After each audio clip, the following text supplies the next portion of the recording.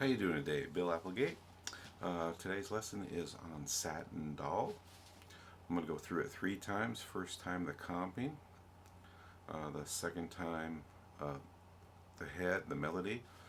Uh, in the A section I'm using kind of a chord solo approach and a little bit of chord solo in the bridge. And then finally I'll do a solo. I just only wrote out the second A section, and the rest of it I'm just going to improvise, but then once I'm done going through all those, I will go through each and kind of give you some ideas on what I used to come up with that solo and comping and everything. So let's get started. Satin Doll.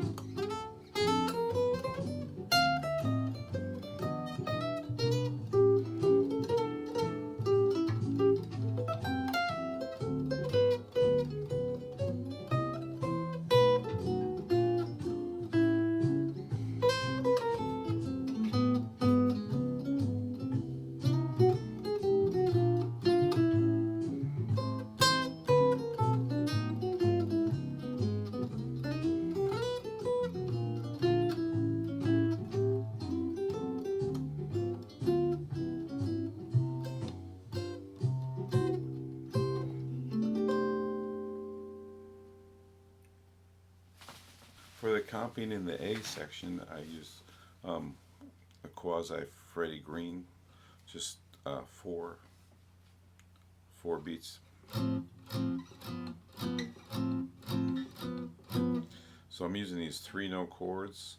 So they're basically your drop 3 type chords, but then you just leave off this top note. So 2 of the notes are always going to be the 4th string and the 3rd string, and then the bass can change to either the 5th string or the 6th. So, and then you can slip in those little anticipations, I guess you call them. Kind of tritone stuff there, huh?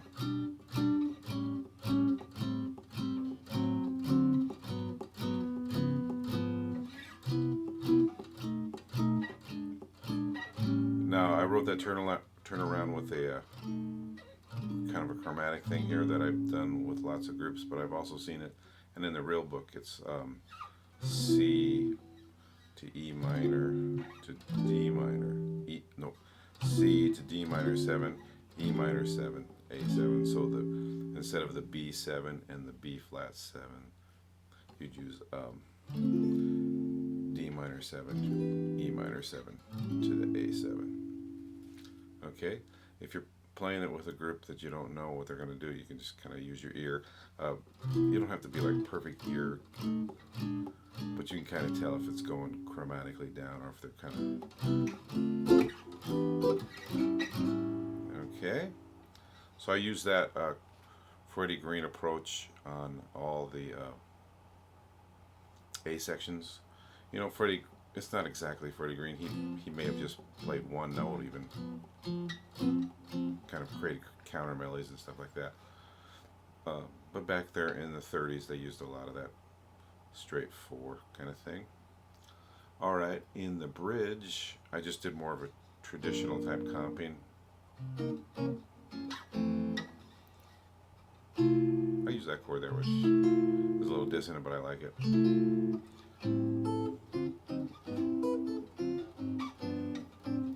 did kind of a bluesy on that last G7 chord there of the bridge.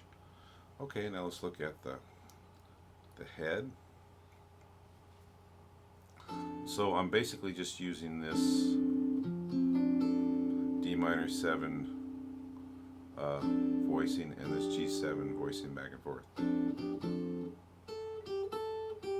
That's the melody, so I'm just, and then I'm just kind of sliding into this note here to kind of connect them.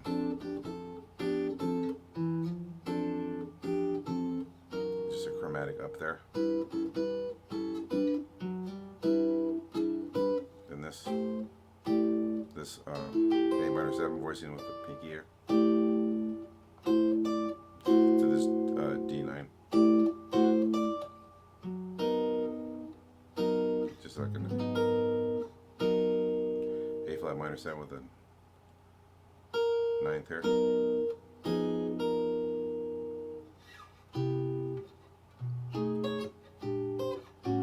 I kind of wrote something there, but you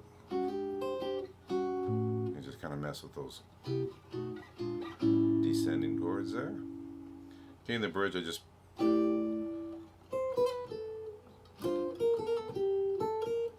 pretty much just a melody there. I did kind of slip one chord in there, I guess. You can kind of just use a chromatic. I heard somebody do that. Seems to work good there. On that F, okay. Same, basically the same thing, but just up a step.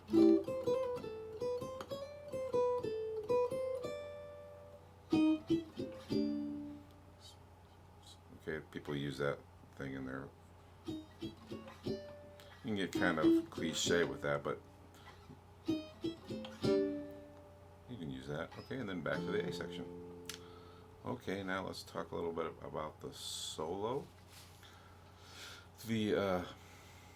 So for the A section, so D minor 7 and G7, you could think of as Dorian and Mixolydian, but actually they're the same scale, right? It's in a C major scale.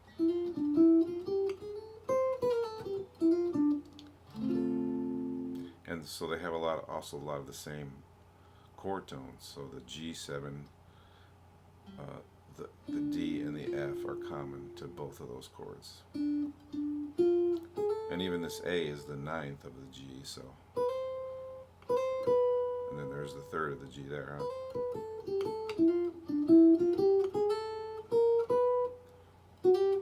Okay, and then we have the same thing on the E minor to the A7.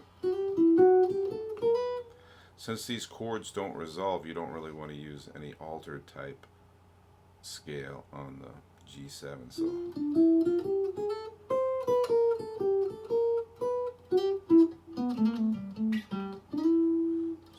okay. Now if you want to, you can get kind of an altered, because that one does resolve. So with the D flat 7 is the tritone sub of G, and that leads to C. So you could use kind of like the Lydian dominant slash G altered scale. Remember, they're both the same.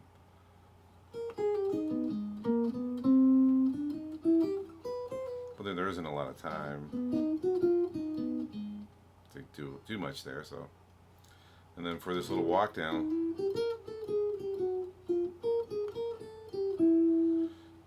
I'm mostly using arpeggiated type, you know, but you can think Mixolydian, so it's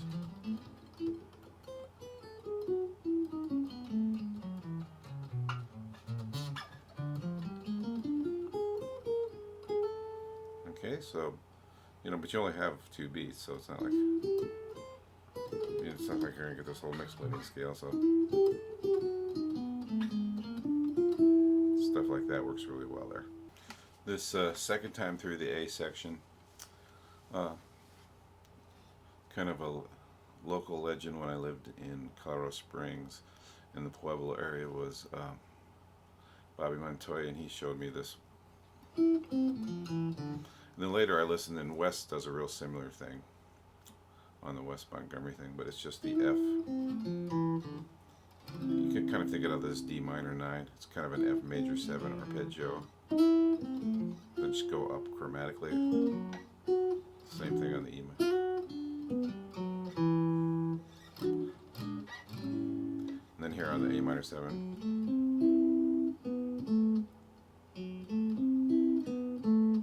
Same thing on the A flat minor 7.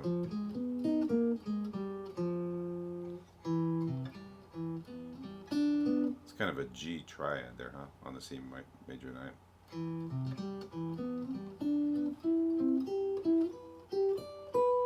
Okay, I always use that every time I play that song. I play that on that second A. So, okay, real straight ahead 2-5-1 here in the beginning of the bridge.